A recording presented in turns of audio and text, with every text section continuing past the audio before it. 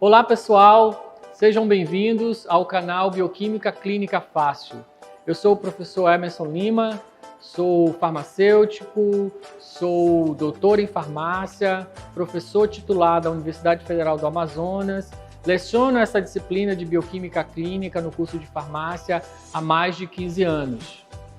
Esse canal ele foi criado para você que é aluno de farmácia, de biomedicina, você que é aluno de biologia, que gosta da área de análises clínicas, ou você que é profissional da área, que queira se atualizar, que esteja estudando para um concurso. Nós criamos então essas aulas com conteúdos ligados à área de análises clínicas, com um conteúdo bem atualizado, bem didático, para que você possa então estar atualizado sobre o que de moderno há na área de laboratório de análises clínicas. Se você gostou da ideia, tem gostado das aulas, não se esqueça de se inscrever no canal, de deixar um like, de comentar se você tem alguma dúvida, se você tem alguma pergunta, você pode fazer comentários e a gente responde quando necessário. Também compartilhe com seus amigos e não se esqueça de ativar o sininho para receber notificações do YouTube quando postarmos novos vídeos. Vamos à aula de hoje. Olá pessoal, na aula de hoje o tema é ionograma. O que é o ionograma? O ionograma é um exame laboratorial, normalmente o médico prescreve lá ionograma, E esse ensaio, esse teste, essa solicitação, ela serve para analisar todos os eletrólitos presentes no sangue, Só que normalmente no laboratório nós não temos capacidade de fazer todos os eletrólitos. Então a gente faz aqueles que são mais comuns, aqueles que são mais possíveis de serem dosados, Normalmente no laboratório existe um equipamento chamado eletrodo íon seletivo e esse equipamento consegue então detectar alguns íons, sejam cátions ou ânions, São aqueles íons que estão na forma livre no plasma, Então, esses ensaios, esses testes feitos, essa análise então é chamada de ionograma. Ela pode ser feita no sangue, pode ser feita na urina e também, por exemplo, no líquor, Então, dependendo da situação, você pode analisar em qualquer um desses fluidos biológicos. Quais são os íons normalmente utilizados, quais são os testes normalmente feitos quando se solicita um ionograma, Aqui do lado dos cátions, a gente dosa o sódio, o potássio, o cálcio e o magnésio. Do lado dos ânions, cloretos, bicarbonatos, fosfato, sulfato e também é possível medir a osmolaridade do plasma, que eu vou já explicar o que significa, é através de uma fórmula, e também o anion gap, que também a gente vai falar na aula de hoje. Então, esses exames, todos esses ensaios compõem um ionograma mais completo, Mas nem todo local tem capacidade de fazer todos esses exames. Lembrando que essa é uma área, quando a gente fala de distúrbios do equilíbrio hidroeletrolítico, distúrbios do equilíbrio ácido básico, isso não são exames de ambulatório, São exames de pacientes internados, de pacientes que vão ser submetidos a cirurgias, ou pacientes que estão em CTIs, São pacientes que estão em estados graves, onde há uma alteração dessa homeostase, ou seja, desse desequilíbrio, desse equilíbrio que o organismo possui. Então, isso, normalmente, esses pacientes que têm desequilíbrio tanto no equilíbrio hidroeletrolítico, que é o caso da necessidade de fazer o ionograma, quanto no ácido básico, que a gente vai ver numa aula próxima, são pacientes que estão, e muitas vezes, em estados críticos, de vida ou morte, que eu preciso repor imediatamente esses eletrólitos para que ele consiga voltar a uma situação de homeostase, tá bom? Então, é uma área muito da medicina de urgência e emergência, de hospital, da área hospitalar. Então, é o pessoal aí que trabalha dentro de laboratórios de hospitais, né? Então, não é de laboratório ambulatorial, onde não há necessidade. Eu estou aqui bem de saúde, não tenho necessidade de dosar normalmente o meu sódio, não tem necessidade, entendeu? A não ser que eu esteja passando por um estado crítico de saúde, tá bom? Então, o que são esses eletrólitos, né? São as moléculas que, quando presentes em solução, se dissociam em íons positivos, chamados cátions, e íons negativos, chamados ânions, onde os principais são aqueles que a gente já comentou, né? No caso, no lado do cátion, sódio, potássio, cálcio, magnésio. No lado dos ânions, cloreto, bicarbonato, fosfato, sulfato, as proteínas, que têm cargas negativas, então elas funcionam como ânions, e os ácidos orgânicos, né? O COO-, que também funcionam como ácidos orgânicos. Alguns conceitos importantes. O primeiro conceito que a gente tem que trabalhar quando a gente fala de equilíbrio hidroeletrolítico é o conceito da eletroneutralidade. O que é isso? A eletroneutralidade diz que a diferença entre cátions e ânions no mesmo compartimento biológico é sempre nula, ou seja, é sempre zero. Então, se eu pegar dentro da célula a quantidade de cátions e diminuir a quantidade de ânions, é zero. Fora da célula, a quantidade de cátions menos a quantidade de ânions é zero. Isso é importante a gente entender porque quando eu tenho um desequilíbrio, ou seja, quando eu tenho um aumento da produção de cátions ou um aumento da produção de ânions dentro da célula ou fora da célula, há uma troca, né? Por exemplo, toda vez que um H+ é produzido dentro da célula, né?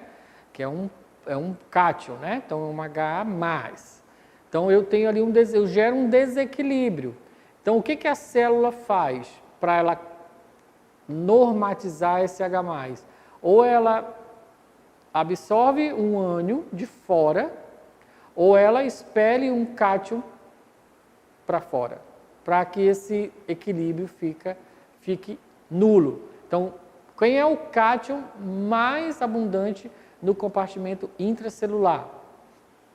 Potássio. Né? Então, se eu tenho um aumento de H+ dentro da célula, essa célula começa a liberar potássio para fora da célula, e aí esse potássio vai para onde? Vai para a circulação. Aí eu tenho o que? Uma hiperpotassemia, ok?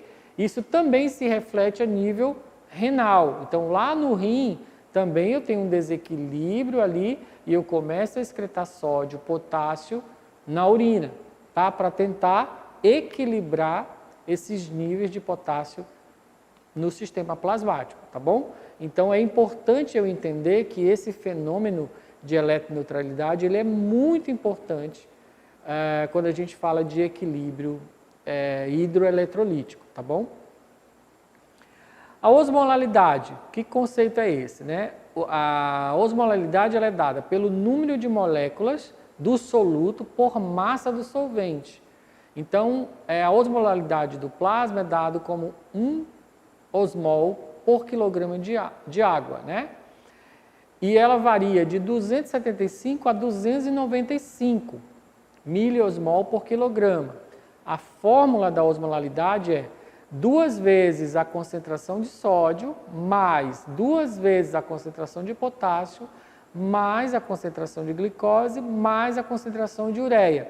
Sendo que essas concentrações elas são normatizadas para milimol por litro, né? Se você não lembra como fazer isso, é só lembrar um pouco lá da fisicoquímica, né? Da fórmula da molaridade, onde a molaridade é igual a massa em gramas da molécula, dividido pelo peso molecular vezes o volume em litros, né? Então, se eu tenho o valor em miligrama por decilitro, por exemplo, de glicose, com essa fórmula eu consigo facilmente transformar esse valor em milimolar, né? Molar, milimolar, a milésima parte do molar. E aí eu consigo, então, jogar aqui na fórmula para fazer o cálculo. O sódio e o potássio, eles já são dados em miliequivalente por litro, que é igual a milimol por litro, tá? O miliequivalente é igual ao milimol, então é só jogar na fórmula direto.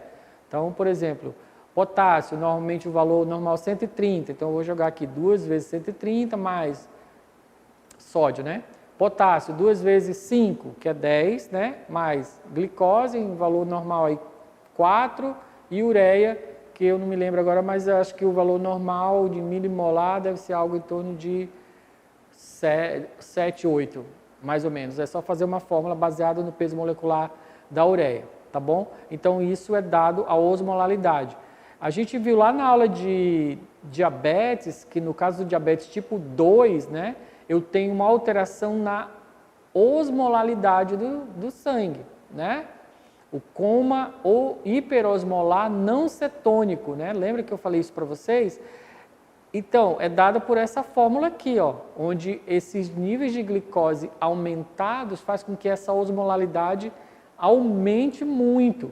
Mesmo os níveis de sódio e potássio estando normal, esse paciente pode ter, inclusive, chegar a coma devido a esse aumento da osmolalidade do plasma, tá? Então, isso é uma situação bem grave, tá? Então, é uma medida bastante importante que faz parte do ionograma, tá? Um ionograma bem feito, ele tem a medição da osmolalidade.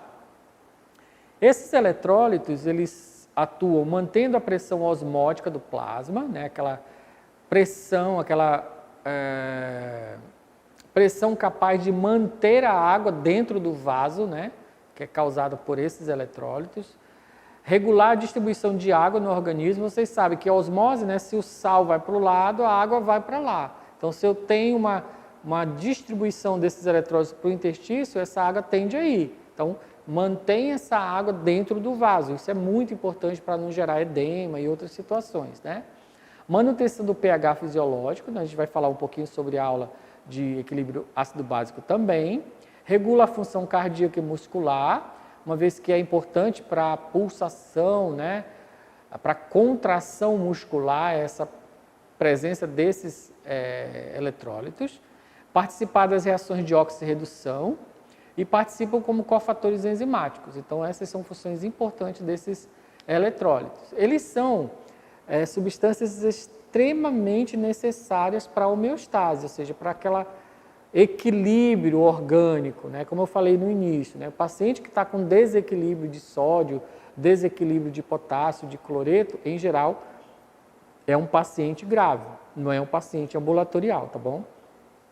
Olha aqui a distribuição dos eletrólitos no fluido extracelular, ou seja, fora da célula, né? A gente tem o sódio como o principal cátion e o cloreto como o principal ânion, né? Já no fluido intracelular, a gente tem o potássio como o principal cátion e os fosfatos como o principal ânion, tá bom? Então, um dos principais eletrólitos aí que regulam a distribuição de água, né, e uma série de outras funções é o sódio, né? Ele é o principal cátion do fluido extracelular e responsável, um dos responsáveis aí, né, importante pela osmolalidade do plasma. Ele é o regulador do volume extracelular, atua na regulação do potencial de membrana na célula, participa no transporte ativo da membrana celular, auxilia na função do sistema nervoso e na contração muscular, importante na manutenção da pressão sanguínea, age na produção do ácido clorídrico estomacal e atua no transporte de aminoácidos. Então, tem inúmeras funções vitais, né? Ele é tão importante que o nosso organismo tem 4 sistemas para manter esses níveis de sódio normais, tá? Que sistemas são esses? É o sistema renal, o mecanismo renal, o sistema renina-angiotensina-aldosterona, o sistema do peptídeo natriurético atrial e a dopamina, e os níveis de dopamina. Então, são 4 mecanismos para manter esses níveis de sódio dentro dos valores normais. Eu sempre dou esse exemplo quando eu estou dando aula ao vivo, né? Se uma sala de 40 alunos, Se eu pegar agora e dosar os níveis de sódio desses 40 alunos, incluindo o professor, provavelmente a diferença entre esses níveis não vai ser maior do que 2%. Então, todas as pessoas vão ter valores ali entre 135 e 145 milimolar, ou miliequivalente. Porque a gente tem mecanismos muito finos, muito importantes, né, muito confiáveis para manter esses níveis de sódio dentro desses valores normais. Por quê? Porque ele regula muitas funções biológicas importantes. Então, é muito importante que ele esteja dentro desses valores ideais, né? Então, quando esses níveis se alteram, o organismo entra em colapso. Então, normalmente ele vai deteriorar para uma outra situação muito ruim, tá? Por isso que eu tenho vários sistemas para fazer esse controle. No sistema renal, esse sistema renal, acho que vocês lembram lá do rim, nós vamos ter uma aula também aqui no canal falando de função renal, né? Eu tenho o glomérulo, o túbulo contorcido proximal, túbulo contorcido distal, alça de Henle, fase ascendente, descendente, ascendente, túbulo contorcido distal e ductos coletores. Aqui, em toda essa região, vai acontecer uma reabsorção de sódio, principalmente a nível de túbulos proximais, né? E uma excreção de sódio, aí a nível de ductos, né, de alça. Então, o organismo, quando ele precisa de sódio, ele retém o sódio, né, através da reabsorção, e quando ele não precisa de sódio, ele excreta o sódio, eliminando esse sódio na urina. Então, esse é um mecanismo bastante importante e bastante eficiente para manter esses níveis de sódio. O outro sistema é o sistema renina, angiotensina, aldosterona, né? Esse sistema ele é sensível aos níveis de sódio plasmáticos, que também estão sensíveis aos níveis de água, né? Então, toda vez que o sódio baixa, também às vezes eu tenho uma baixa de nível de água, ou tenho uma alta concentração de sódio, eu tenho receptores capazes de reconhecer se esses níveis de sódio estão elevados ou diminuídos. Quando eles estão diminuídos, a secreção de renina, a renina, então, sobre a ação do angiotensinogênio, gera angiotensina 1, que sobre a ação das enzimas conversoras de angiotensina, gera angiotensina 2. Essa angiotensina 2 vai fazer o quê? Vasoconstricção, e no túbulo contorcido proximal vai fazer a reabsorção de sódio. Ela também vai induzir a liberação de aldosterona, que lá no túbulo contorcido distal vai promover a reabsorção de sódio também. Então, a aldosterona, por ação da angiotensina, faz a reabsorção de sódio.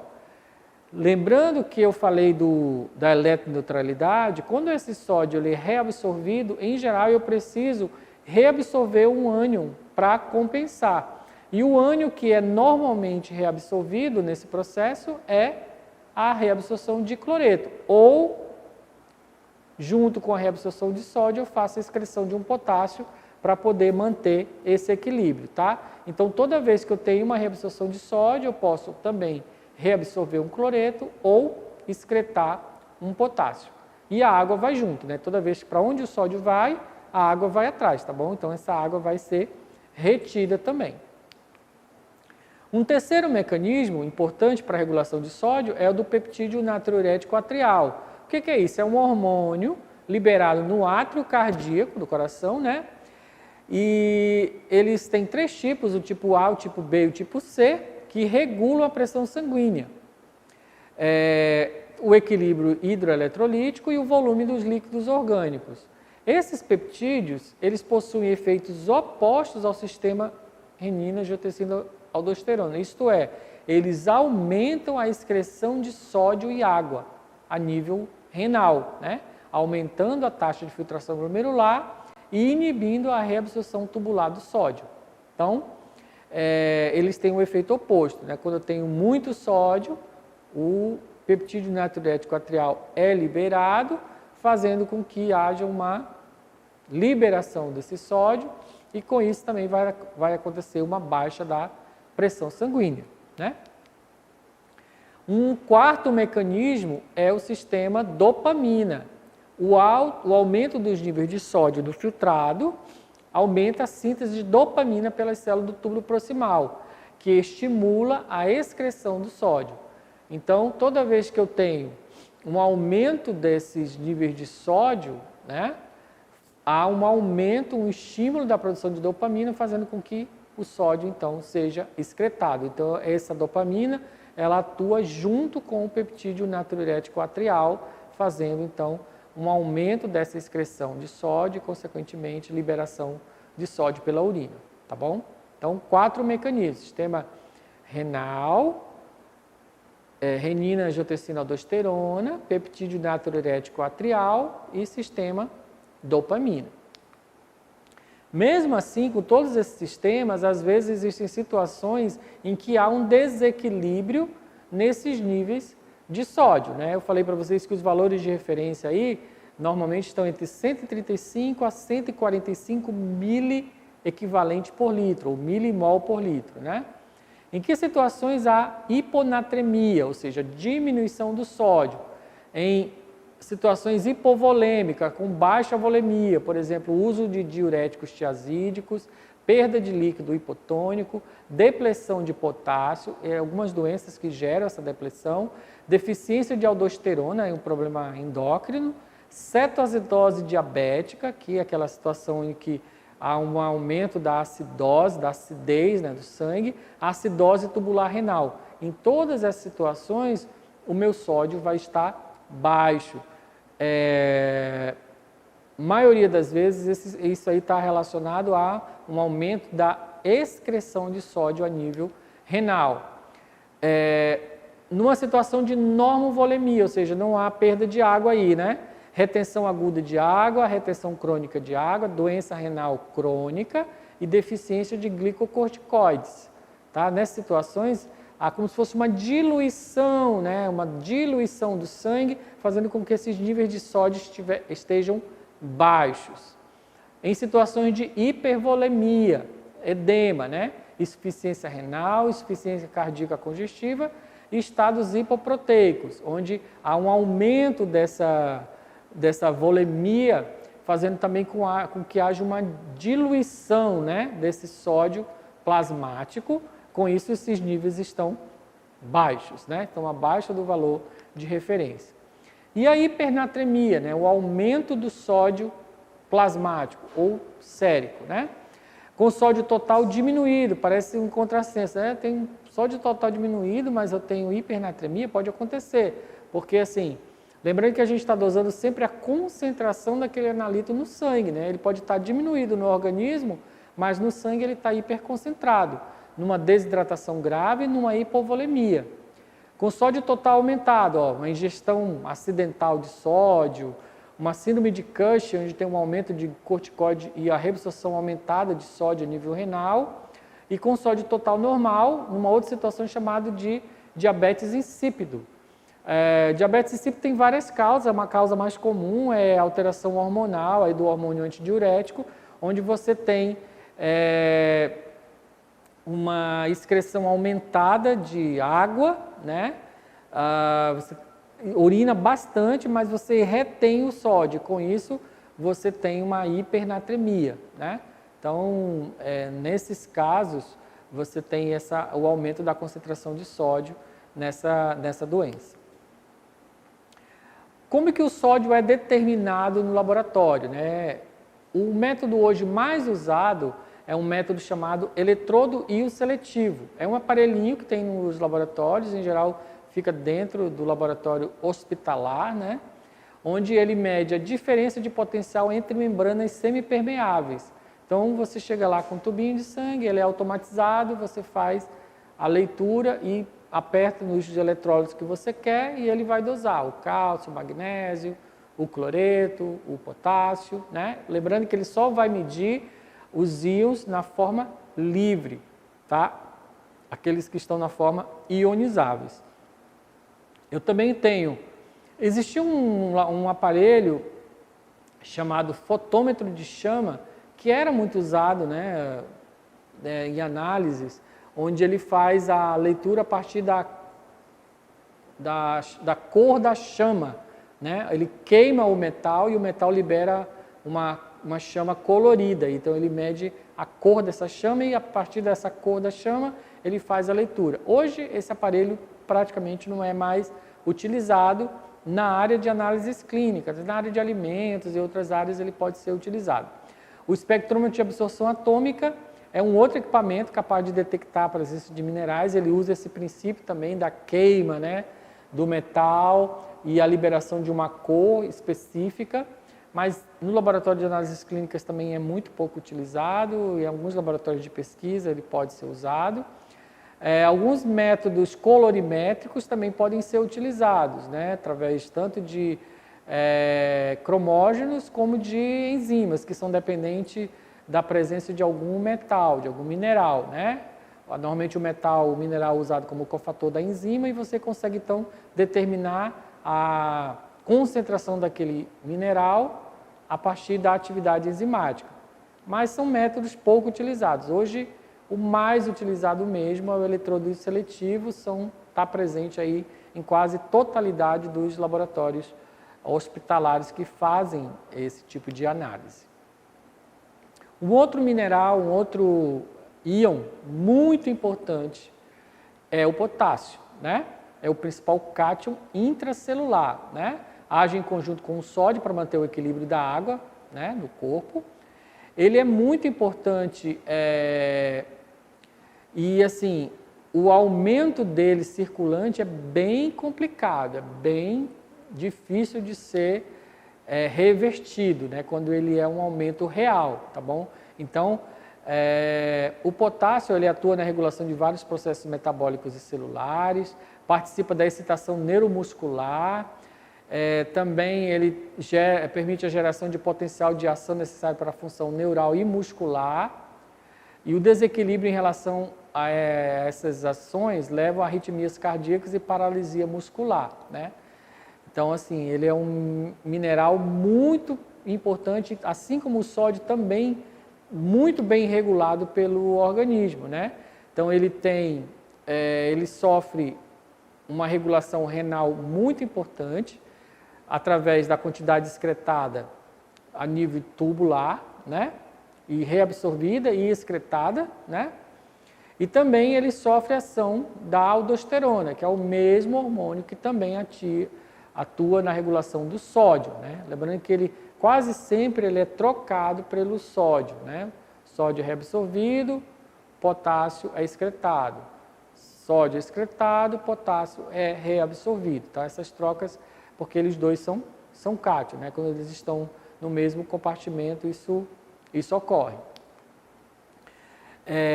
A hiperpotassemia, ou também chamada de hipercalemia, é uma doença potencialmente letal, né? Então, um dos venenos aí mais utilizados é o cloreto de potássio, né? Que é um medicamento, mas ele pode ser usado como um veneno. Então, se você usar uma dose acima do normal, esse medicamento pode se transformar num veneno, isso em função do potássio. Pacientes com risco de hipercalemia devem ser submetidos ao eletrocardiograma para se assegurar que os sinais eletrocardiográficos estejam presentes, né? Então, assim, como eu falei, o aumento do potássio, quando ele é real, ele é bem grave, então ele tem que ser rapidamente identificado, tá bom? Em que situações existe uma hiperpotassemia, né? Quais são as causas possíveis dessa hiperpotassemia? Por exemplo, uma redução, um impedimento da excreção do potássio. Insuficiência renal aguda ou crônica é a causa mais comum dessa hiperpotassemia, né? Onde esse potássio praticamente não é excretado. O uso de diuréticos, obstrução urinária, anemia falciforme, doença de Addison, né, que é uma deficiência da glândula adrenal, defeito na secreção tubular, lúpus eritematoso sistêmico e alguns fármacos, como a ciclosporina, diuréticos inflamatórios não esteroidais, causam aumento desse potássio. Também uso de potássio endógeno excessivo. Por exemplo, uma hemorragia interna, onde há liberação desse conteúdo de potássio dentro da célula, né? A rabdomiólise, que é uma lesão aí da célula muscular, também liberando conteúdo de potássio, e isso pode ser fatal, viu, gente? Rabdomiólise, quando não tratada rapidamente, ela pode ser fatal. Hemólise, né, punção venosa, transfusão sanguínea, queimaduras, lise tumoral, tudo isso são situações onde está rompimento de célula, aumentando esse teor de potássio no compartimento plasmático, né? Existe uma situação chamada de pseudo-hiperpotassemia. O que é isso? É como se fosse uma falsa hiperpotassemia, né? Então, assim, isso não está ocorrendo dentro do organismo e normalmente ocorre após uma coleta mal feita, por exemplo, né? Onde ocorreu uma hemólise dentro do tubo de ensaio, fazendo com que esse teor de potássio ele extravase para o plasma e aumente esse teor de potássio. Então, sim, se eu vou dosar o potássio, eu jamais vou fazer isso numa amostra hemolizada, né? Porque isso não vai estar correto, vai se refletir em erro. E tem um detalhe, às vezes, por exemplo, se você coletar a amostra, coletar o sangue, deixar esse sangue lá várias horas sem centrifugar, ou até mesmo centrifugada, e for dosar esse potássio só no dia seguinte, pode haver esse extravasamento de potássio para fora, mesmo sem hemólise, tá bom? Isso também pode acontecer, gerando o que a gente chama de pseudo-hiperpotassemia. Isso também ocorre na trombocitose, leucocitose, na aplicação prolongada de toniquete, na coleta de sangue. Nessas situações ocorre essa hemólise, e isso não é uma situação real, né, de aumento de potássio, mas que pode ser interpretada como tal, tá? Problemas na redistribuição, né, do potássio. Acidose, aí a acidose diabética, por exemplo, né? Deficiência de insulina, uso de drogas bloqueadores, intoxicação aguda por digoxina, succinilcolina, hidrocloreto de arginina, hipercalemia familiar, que é uma doença genética, né? Também pode alterar esses níveis de potássio. E potássio exógeno excessivo, administração parenteral, excesso na dieta e suplemento de potássio. Então, todas essas situações podem levar à hiperpotassemia. E a hipopotassemia ou hipocalemia, né? Esses níveis aí estão abaixo de 3,5 milimol. Déficit na ingestão de potássio, perdas gastrointestinais, perdas renais. As incorporações celulares são situações em que esse potássio fica incorporado dentro da célula. Algumas desordens genéticas também que podem causar. Na alcalose metabólica, lembrando que a acidose causa hiperpotassemia e a alcalose hipopotassemia, né? E terapia com beta-adenéticos e alguns diuréticos pode levar a essa depressão de potássio. Os métodos são basicamente os mesmos métodos utilizados para o sódio, tá bom? Onde o principal é o eletrodo íons seletivos que eu já expliquei anteriormente. Outro íon importante, cloreto, né? São os ânions mais abundantes no líquido extracelular. Então, o adulto ingere cerca de 150 milimol por dia de cloreto, principalmente na forma de cloreto de sódio, né? E a eletroneutralidade ela é mantida por um fenômeno chamado deslocamento de cloretos, que está explicado aqui, né? A hemácia, né? Na hemácia ocorre a reação do CO2 com a água, gerando ácido carbônico, por ação da anhidrase carbônica, é quebrada, né, em H+, e bicarbonato, e esse bicarbonato sai da hemácia e entra o cloreto, né? O cloreto ele vai para dentro da hemácia para manter aquela questão da eletroneutralidade. Então, esse bicarbonato vai para o plasma, vai para baixar o pH e esse cloreto é mantido dentro da hemácia. Isso é chamado de deslocamento de cloreto. Em que situações ocorre esse desbalanço do cloreto? Né? Na hipocloremia, que é a diminuição do cloreto, na perda intestinal de bicarbonato. Lembrando que o bicarbonato é um ânion, né? Então o cloreto também é um ânion, então há uma troca, né? Nefropatia diabética, na nefropatia, principalmente também a nefropatia diabética, na insuficiência da adrenal e na alcalose metabólica. Nesses casos, eu tenho uma hipocloremia, ou seja, uma diminuição desse cloreto plasmático, né? E a hipercloremia na acidose metabólica, na desidratação, na insuficiência renal aguda e, de novo, no diabetes insípidos, tá bom? Existe uma doença chamada fibrose cística, onde há um aumento do cloreto que é medido no suor, né? Então, é uma doença onde faz-se a determinação do cloreto no suor, né? Existe um sistema de coleta desse suor e você faz a determinação dos níveis de cloreto no suor. Se tiver aumentado, é um indicativo da presença dessa doença, né? Que é uma doença grave, né? Que atua na formação de muco a nível intestinal, é uma doença bastante grave, tá? Mas ela é bem rara, mas ela é diagnosticada a partir do aumento dos níveis de cloreto no suor.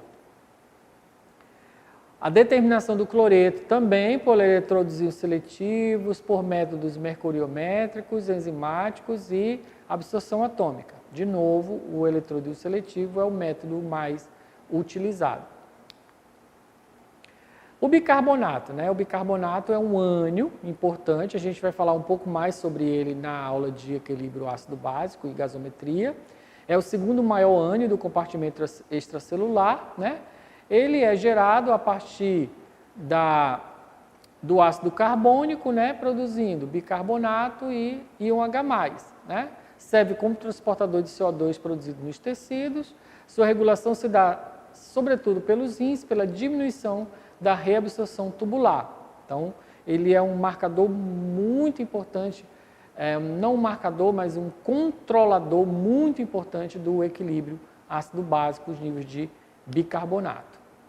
Um dos mecanismos de controle aí do bicarbonato se dá através da sua reabsorção renal, né? Então, funciona da seguinte forma, né? Você tem aqui na luz tubular a formação do ácido carbônico, na verdade, gerando CO2 e água, né? Esse CO2 e água na célula tubo renal, eles reagem novamente formando o ácido carbônico e esse bicarbonato, então, ele passa para o plasma peritubular, né? Então, dessa forma, você tem aí o processo de reabsorção desse bicarbonato que estava ali no filtrado a partir da geração de ácido carbônico. Aqui tem uma situação interessante da gente entender, é até um pouquinho complicada, mas eu vou tentar explicar para vocês. Lá no início da aula eu falei sobre os parâmetros que compõem o ionograma, né? Eu falei dos eletrólitos, falei da osmolalidade e falei de um outro parâmetro chamado de anion gap. Anion gap, ânions indeterminado ou déficit de ânions, é a mesma coisa, né? Então, essa determinação ela é importante também como um parâmetro do ionograma. Nem todo mundo faz, mas eu queria passar aqui para vocês para que vocês conheçam e saibam como que isso é calculado. O que significa esse anion gap? Isso a gente vai tentar entender agora. Usando o conceito da eletroneutralidade, a diferença entre cátions e ânions no mesmo compartimento ela é sempre nula, ok? Então, se eu tenho aqui 100 cátions, eu devo ter 100 ânions. E a diferença vai ser 0, ok? Quando eu faço a medida no laboratório de todos os cátions e de todos os ânions, eu estou medindo bem mais cátions do que ânions. Por exemplo, quando eu doso o sódio e o potássio, que são os cátions, eu doso ali 99,9 dos cátions extracelular, ou seja, aqueles cátions que estão no plasma. Enquanto que, quando eu doso cloreto e bicarbonato, eu não meço 99,9%, eu estou medindo ali em torno de 80%, 85% dos ânions. Então, fica uma diferença de ânions não medidos, né, na fórmula, que a fórmula é dada entre sódio mais potássio menos cloreto mais bicarbonato. Então, essa diferença, ó, o valor de referência para essa diferença é entre 8 a 16 milimolar.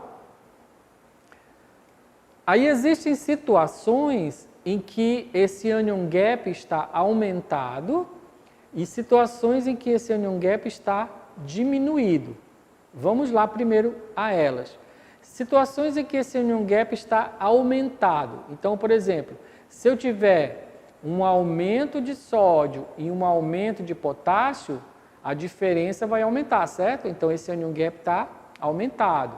Se eu tiver uma diminuição de cloreto e uma diminuição de bicarbonato, esse anion gap está também aumentado, né? Consequentemente, se eu tiver um aumento de cloro e um aumento de bicarbonato, esse anion gap está diminuído. Uma diminuição de potássio, uma diminuição de sódio, esse anion gap está diminuído. Estou falando aqui dos íons que estão na fórmula, tá bom? E aqueles ânions e cátions que não estão na fórmula, aí que começam os problemas. Por exemplo, vamos supor que eu tenho aqui uma hipocalcemia, ou seja, uma diminuição do cálcio. O cálcio é o quê? O cálcio é um cátion, né? Não medido, ou seja, ele não está na fórmula. Então, se o cálcio diminui, tá? O cálcio diminui, para manter essa eletroneutralidade, do outro lado, quem vai diminuir, do outro lado que eu falo dos ânions, eu vou ter uma diminuição de cloro e bicarbonato. Então, quando eu pego cloro e bicarbonato diminuído e sódio e potássio normal, o que acontece com o gap? Aumenta. Então, esse gap está aumentado, tá bom? Então, toda vez que eu tiver uma diminuição de um cátion não medido, seja, por exemplo, cálcio, magnésio, esse gap está aumentado. Se eu tiver um aumento aqui de um cátion, de um ânion não medido, uma hiperfosfatemia, uma hipersulfaltemia ou uma acidose metabólica, por exemplo, eu vou ter também um aumento desse gap. Vamos entender por quê, né? Então, olha, hiperfosfatemia. Então, o fosfato é um ânion, né? O fosfato está aumentado, ok? Do lado do ânion. Para manter esse equilíbrio, eu vou do outro lado do cátion aumentar quem? Sódio e potássio. Se eu aumento sódio e potássio, o gap está aumentado. Entenderam? Então, assim, toda vez que eu tiver uma diminuição dos cátions não medidos ou um aumento dos ânions não medidos, eu vou ter um aumento desse gap como um todo. Vamos para situações em que eu tenho esse gap diminuído. Uma diminuição dos ânions não medidos, por exemplo, hipofosfatemia. Fosfato diminuiu, fosfato é um ânion não medido. Do outro lado vai baixar quem? Sódio e potássio. Então, o gap, a diferença do gap, quando eu jogo para cloreto e bicarbonato, vai diminuir, tá bom? Então, esse gap está reduzido. Ou um aumento do cátion não medido, hipercalcemia, o cálcio aumentou. O cálcio, ele é um cátion não medido. Do outro lado, eu vou aumentar o quê? Cloreto e bicarbonato para contrabalançar esse teor de cálcio aumentado. Com isso, quando eu jogo na fórmula de sódio e potássio menos cloreto e bicarbonato, essa diferença diminui, tá bom? E aí eu tenho esse gap reduzido. Então, é importante eu entender isso para que eu possa, muitas vezes, saber que aquele problema não está necessariamente naqueles íons medidos, ou que está num íon não medido. Se eu tenho, por exemplo, sódio e potássio normal, cloreto e bicarbonato normal, mas eu tenho uma alteração do gap, eu sei que o problema pode estar num outro eletrólito, tá bom? Então, a medida do anion gap é uma medida importante para eu entender esse desequilíbrio hidroeletrolítico do paciente. Essas são as referências utilizadas nessa aula. Desde já agradeço você que permaneceu até aqui. Se você tiver alguma dúvida, tiver algum comentário a fazer sobre a aula, fique à vontade, deixe o seu comentário aí. Também, se você não é ainda inscrito no canal, se inscreva. Se você gostou da aula, compartilhe com seus amigos. Não se esqueça de ativar o sininho aí para receber notificações. Obrigado por ter ficado até aqui conosco.